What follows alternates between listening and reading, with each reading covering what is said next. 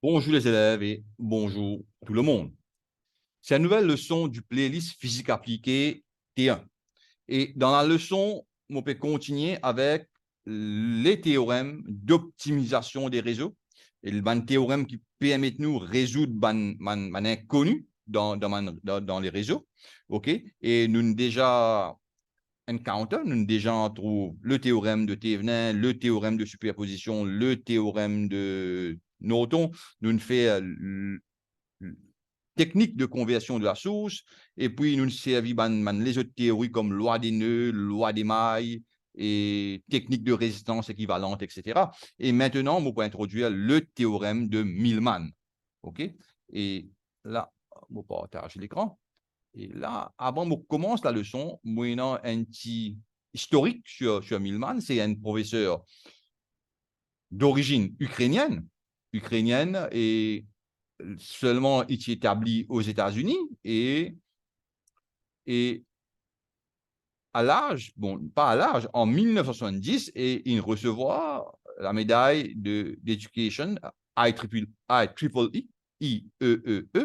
Institute of Electrical Engineer, etc., Educational Medal, pour ce théorème de Parallel Generator Theorem, et ce qu'on appelle Millman Theorem. OK? L'unité représente ça. Il n'est pas mettre ce nom, il s'appelle ça Parallel Generator Theorem. OK? Au fait, en français, nous appelons ça théorème des générateurs parallèles. OK. Et qui dit fait, ça veut dire comme on a plusieurs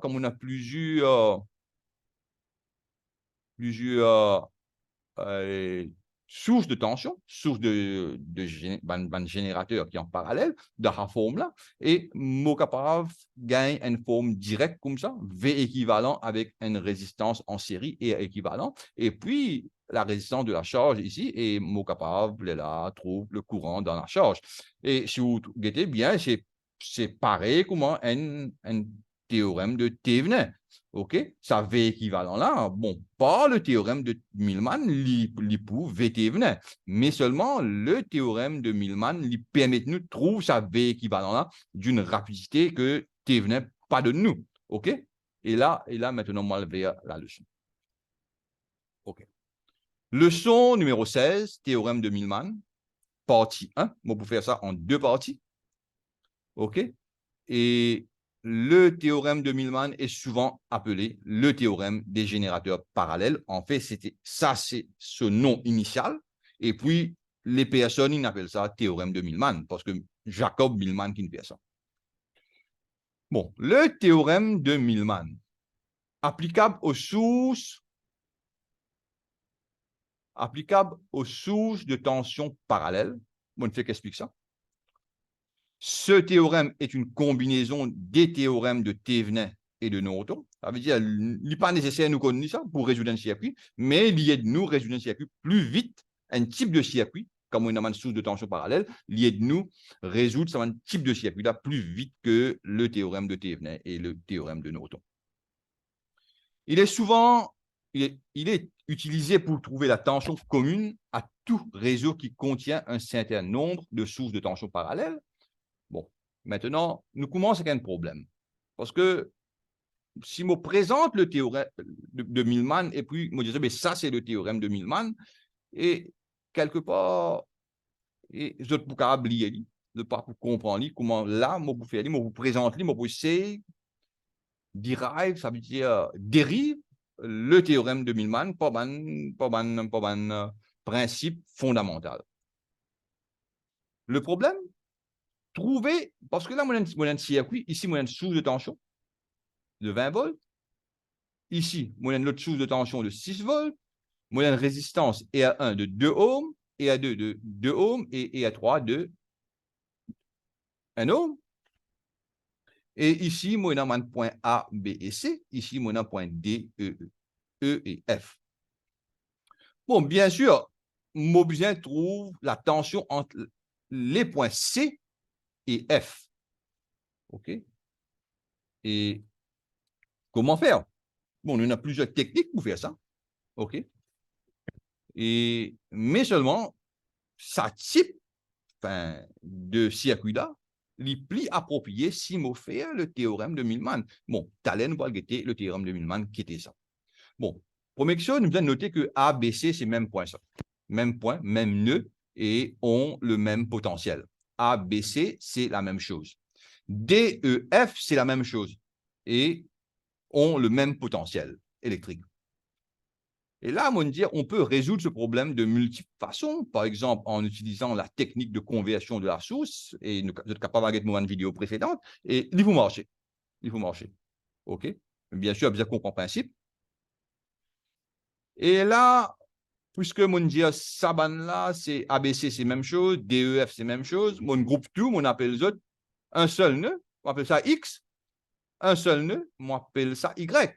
Et bon, bien sûr, et ici, 20 volts, ici 6 volts, on a assumé que U, la tension à Y, égale à 0 volts. OK, on prend ça comme une référence, OK, ça la ligne là, égale à 0 volts. C'est mon assumé. OK? Il est capable, égal à n'importe qui volt, mais là, mon besoin augmente tout mon chute de tension par rapport avec sa référence là. OK? C'est une référence. U référence égale à 0 volt. Mon cas dira comme ça.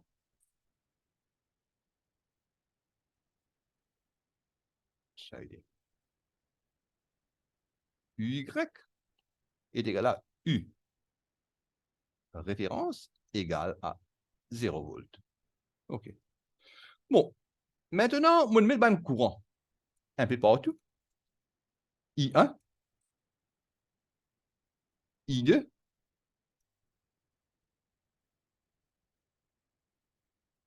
et I3.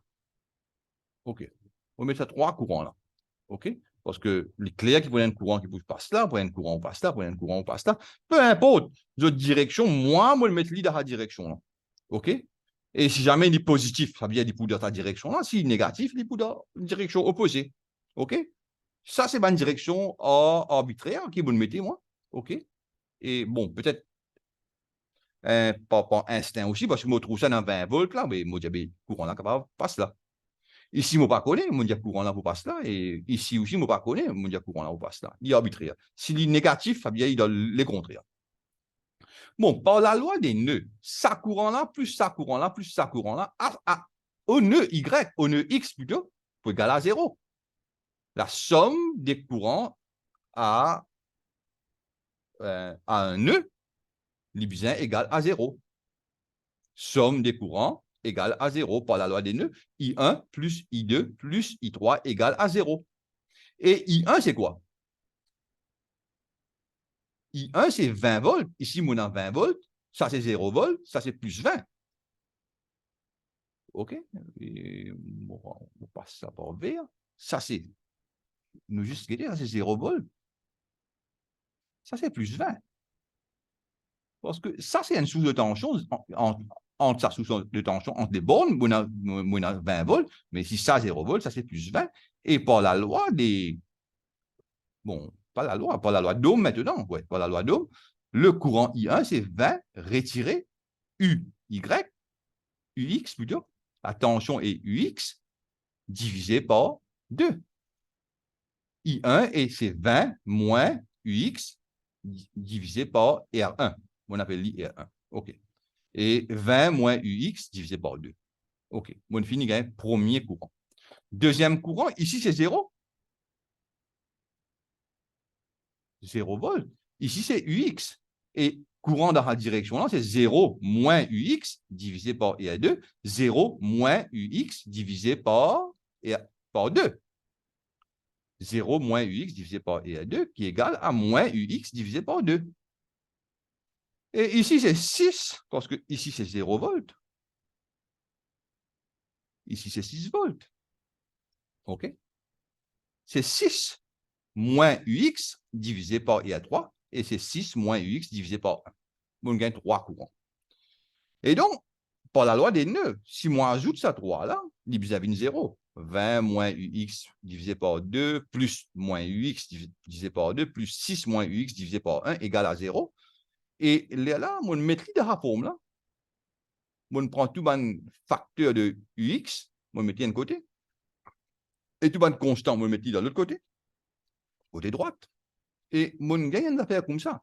UX sur 2 plus UX sur 2 plus UX égale à 20 sur 2 plus 6 sur 1. Et UX en bracket N sur 2 plus N sur 2 plus N sur 1 égale 20 sur 2 plus 6 sur 1. Mais là, on inclut le 0.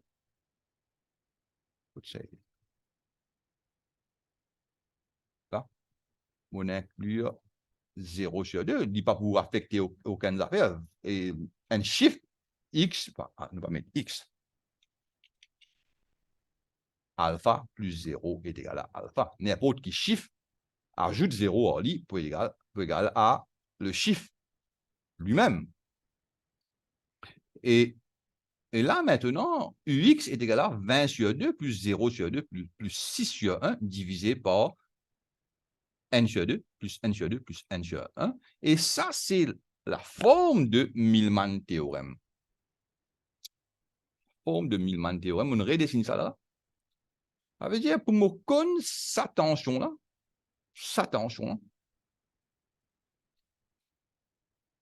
parce que si ça, UY est égal à 0, ça UX là, en fait, la tension, c'est UXY.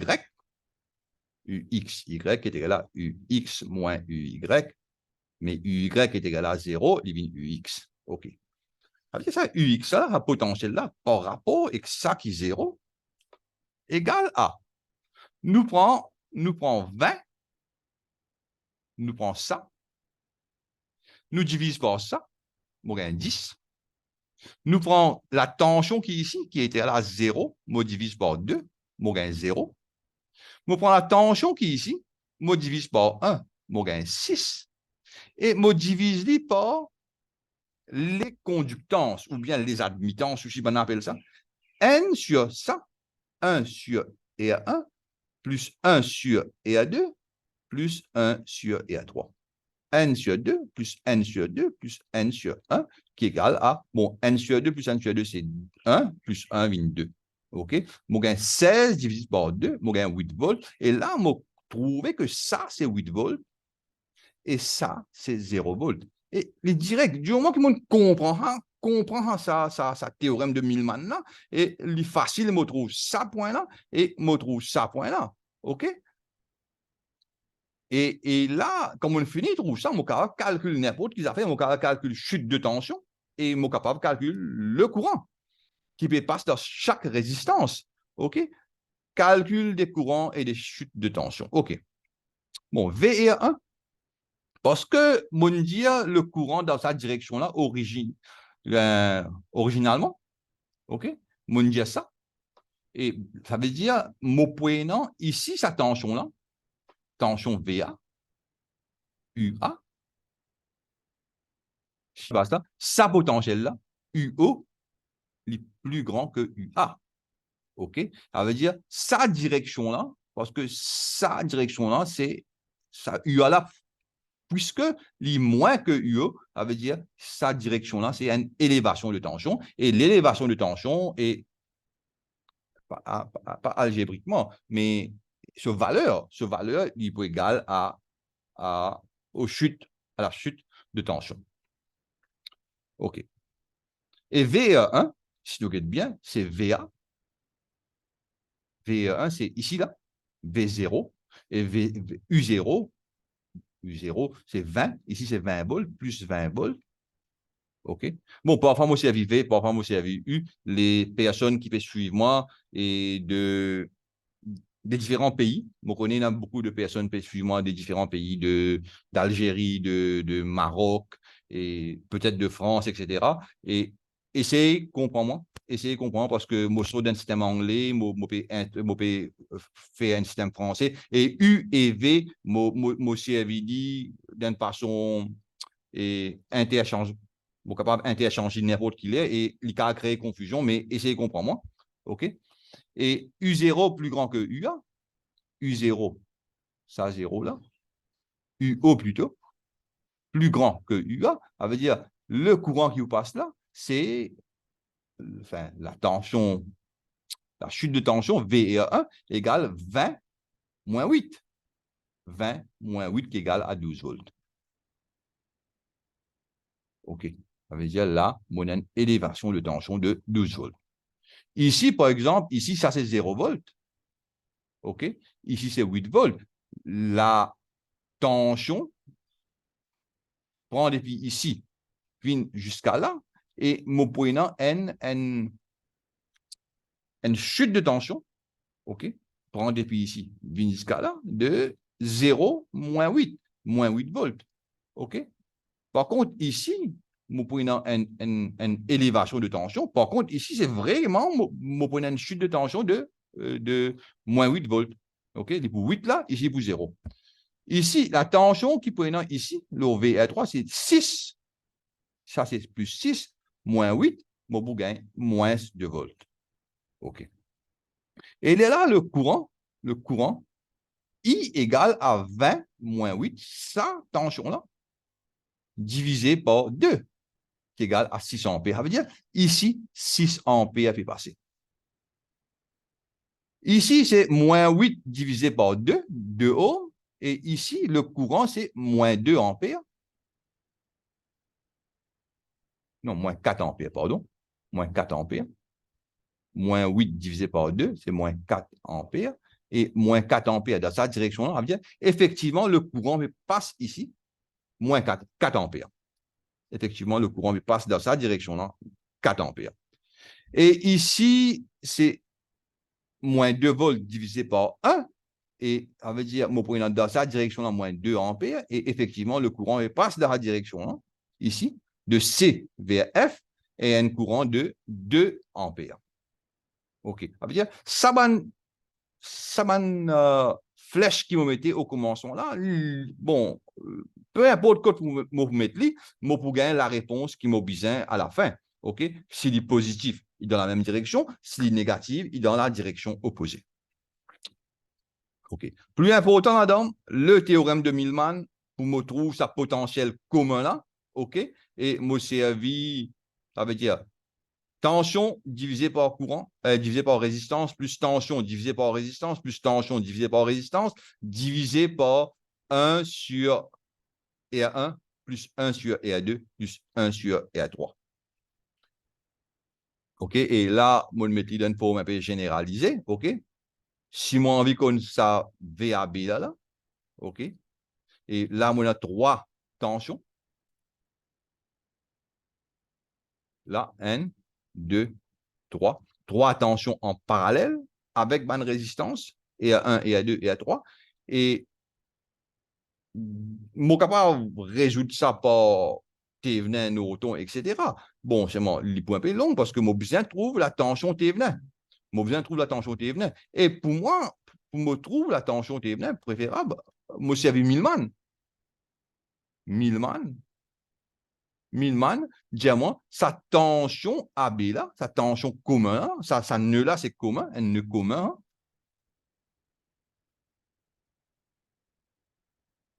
Ça nœud là, c'est commun. OK? Et sa tension VAB là, OK, égale à ça divisé par ça, plus ça divisé par ça. Mais une polarité, parfois, il est capable d'une autre forme, avec capable de la forme là, c'est comme ça. Et là, on besoin mettre retiré, moins E2 là. Mais pas de la forme là, il y a la forme là. Et plus ça divisé par ça. E divisé par E1 divisé par E1, E2 divisé par E2, E3 divisé par EA3. Et le tout divisé par 1 sur EA1 plus 1 sur EA2 plus 1 sur EA3. OK? Et dans ce cas-ci, là, mon gars est VAB.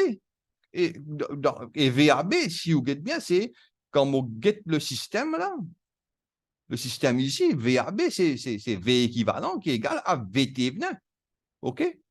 Et là, mon si vous trouvez RT venant, ça veut dire mon couche circuit de ça, mon couche circuit de ça, mon couche circuit de ça, on trouve la résistance équivalente. Et la résistance équivalente, c'est et combien? Et ça 3 résistances là en parallèle, ça veut dire et à T venait est égal à E à 1 en parallèle avec E à 2 et en parallèle avec E à 3. Et IL, le courant qui passe dans la charge, load, et VAB divisé par ça plus ça. OK? Et VT venant divisé par E à load divisé par plus E à T venant. OK? Mais VT venant, on gagne ça par 1000 man. OK. Et là, avant me change de question. Et nous y fait ici, là, sa résistance. Ça veut dire, une simulation, là. Sa simulation, là. Là, là. Voilà. Moi, je suis dans 20 volts, 6 volts, 2 ohms, 2 ohms, 1 ohm. Et moi, j'ai envie qu'on attention là, c'était, faut m'oublier moi-même. Cette attention là, c'était 8 volts. C'était 8 volts. OK. Et là, vous voyez, c'est 8 volts. Et le courant qui est ici, trouve là-dedans, c'est 20 retire 8 divisé par 2. C'est 12 divisé par 2 qui est égal à 600 ampères. OK? Et maintenant, fait comment dire, moi, je stoppe ça. Et moi, je dis, moi, un courant dans l'autre direction ici. Moi, je delete ça là. OK? Je prends voilà, un DC ammeter, on met là. Et je tourne, peut-être clockwise, voilà. On met ça positif là. Ça veut dire là, on met ça là. Non, qui peut faire? Là, on met ça là. Là, on met ça là. Et là, on met ça là. Et normalement, vous trouvez, positif, c'est là. Positif, c'est là. Et négatif, c'est là. Et moi, mon dis, moi, pour gagner un courant de retirer 4 ampères. OK? Ça veut dire là-bas aussi, parce que moi, mettre ça à mi là, ce positif et que ça, il est besoin de moins retirer 4 ampères. Nous guettez? Plus 4 ampères. Comment c'est possible? 600 ampères. Comment c'est possible? 8 volts. C'est bizarre.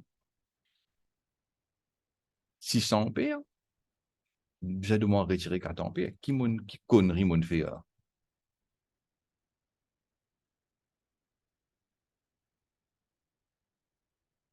Et à 2, 8 volts ici, 0 volts ici. Le courant pour, dans sa direction là, bien sûr, dans sa direction là, de 4 ampères. OK? Ça veut dire, il est bon là, il est bon là, il est bon là. Simplement, moins mon meter qui n'est pas bon là. Hein? OK? Ça veut dire, mon meter peut montrer moi que le courant, il dans sa direction là, dans sa direction là, oui, de 4 ampères. OK? Si j'ai retiré 4 ampères, ça veut dire là, il est dans sa direction, dans la direction opposée. OK? Il est bon là, il est bon là. Ça veut dire, ça courant là, regarde bien, positif là, il est comme ça. Je stoppe ça et je bien comprendre. Hein? On peut faire confusion. Je delete ça là. Je delete ça là. OK. Je vais mettre un DC ammeter ici. Et je rotate. Non. Je rotate li anti-clockwise. Voilà. OK. Voilà. Voilà. OK. Voilà. Ici, positif. Et le courant peut prendre et puis ici, il rentre de positif et saute de négatif. Il dans sa direction là, up. Enfin, de bas vers haut. Par contre, ici, positif là, ici, positif là, ici, et le courant peut rendre de positif et saute de négatif, et là, il est de haut vers le bas. Ça veut dire, ça des courants là, il est dans direction opposée. OK? Si on met on peut mettre là dans la même direction, bon, on a dans la même direction, nous capable de guetter, on va montrer deux. Ça, et ça, et ça, ouais, mais voilà. là, il prend un petit temps, pas fin de rien, suivez-moi, juste pour nous comprendre. Et là, voilà. Les deux ampères mettent dans la même direction, borne positive ici, borne positive ici, borne négative ici, borne négative ici. Ici, le courant P sorti, ici, le courant P rentré. OK, le courant P de haut vers le bas. Bien bon. Tout coïncide avec la théorie. Moi, je stoppe ça. Bon, maintenant, une troisième question. Exemple 3. Utilisez le théorème de Millman pour trouver la tension commune entre les bornes A et B et le courant de charge dans le circuit ci-dessous. OK.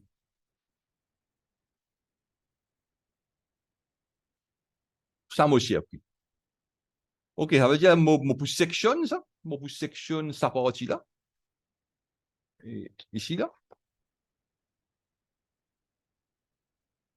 Sectionné, séparé. Et par le théorème de Millman, moi, vous trouve VAB. Et VAB, c'est 6 divisé par 2, plus 0 divisé par 6, plus 12 divisé par 4. Le tout divisé par n sur 2, plus n sur 6, plus n sur 4. OK? Et les mots résultent ça, 6 sur 2, 3, 12 sur 4, c'est 3, 3 plus 3. Et ça, c'est 6 sur 12, ça, c'est 2 sur 12, ça, c'est 3 sur 12. Et le tout vient 11 sur 12. Ça veut dire 6 divisé par 11 sur 12, il vient 6 fois 12 sur 11, 72 sur 11 volts. Vous regardez ça? OK? Donc, par le théorème de Millman, on obtient la tension de circuit ouvert ou bien en circuit ouvert entre A et B, OK, qui est égale à la tension Thévenin, directement, mon gars, là, OK, et la résistance Thévenin, la résistance équivalente de Thévenin, et c'est ça trois résistances en parallèle parce que ça, les sources de tension pour court-circuiter, OK. Là, mon capable, moi, bien éliminer les sources, tous les sources, ouvert les sources de courant, court-circuit, des sources de tension. OK? Et là, mon gars, 1 sur 2 plus 1 sur 6 plus 1 sur 4 et en parallèle, et mon gars, 1 sur 11 sur 12. Mon fini, trouve là. Ça, c'est 11 sur 12. OK? Et mon gars, 12 sur 11 ohms. Et ça, c'est la résistance équivalente. OK? Et le circuit équivalent, il vient 72 sur 11 volts qui m'ont trouvé par le théorème de Millman. Ça, nous gagnons ça. Qui fait?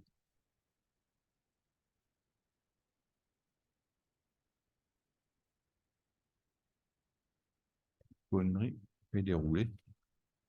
Voilà. Là, ça, mon gars, par le théorème de Millman. Et la résistance équivalente, traditionnellement, comment nous trouver? Nous éliminons des sources, nous redonnons la résistance Thévenin. Et puis, EAL, c'est 5 ohms. Et IL, c'est le courant dans la maille là, est égal à la loi d'Ohm, 72 sur 11, divisé par 12 sur 11 plus 5. 72 sur 11 divisé par 12 plus 55 sur 11, 11 coupé, c'est 72 sur 67, c'est N.07 ampères. OK? Et là, moyennant la simulation, seulement pour vérifier. OK? Le courant, il N.07 ampères dans sa résistance. On va trouver la 6, 2, 6, 12 et 4. Et bon, mon ouvert ça pour me trouver la tension Thévenin. La tension Thévenin, c'est 6,55 volts parce que 72 sur 11, c'est 6,55 volts.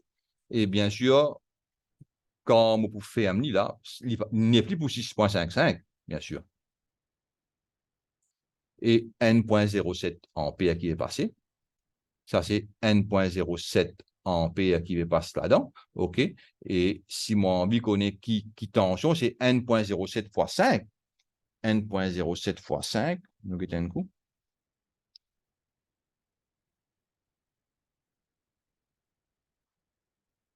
Il passe là-dedans. N.07 fois 5, c'est 5.35. Ça veut dire ici, là, Mon prenant ça, VAB. Ici, mon prenant 5,35 volts et le ça courant ici, là, les 72, ça tension là plutôt, ici, là, ça veut dire, prendre depuis ici, vient ici, on prend une élévation de tension de 6,55. 6,55 retire 5,35 qui égale 1,2 volts. 1,2 volts. OK? Et la cause, ça même, ici, là, ça veut dire bon, 5,35, 5,38, moi besoin régler ma résistance de cette affaire-là, de ma interrupteur et résistance interne des trucs. Ça veut dire, en pratique, en théorie, il pousse 5,35, OK? Et comme au VLI, c'est 6,55. OK? Et comme au FMI, c'est 5,35 ici. Et puis, on a une chute de tension dans sa résistance-là, de l'ensemble, OK, de 1,2 volts. 1,2 volts. Et là, je coupe ça. Et moi, arrête de share. Moi, arrête de share. Et un simple, bon, avant de m'arrêter, moi, juste faire de comprendre que tu as une simple petite confusion lorsque moi, tu peux expliquer ça. Moi, tu peux expliquer ça quelque chose. Voilà. Il y a une simple petite confusion. Et je suis désolé pour ça. OK. Parfois, je me fais ma erreur. OK. Mais je me rattrape moi après. OK. Et là, moi, je stop the share. Et moi, espérer, je ne comprends le théorème de Millman. Bon, ça, c'est la première partie. Et la deuxième partie, je vous explique la forme généralisée du théorème de Millman. Moi, je vous dis au revoir et à la prochaine vidéo.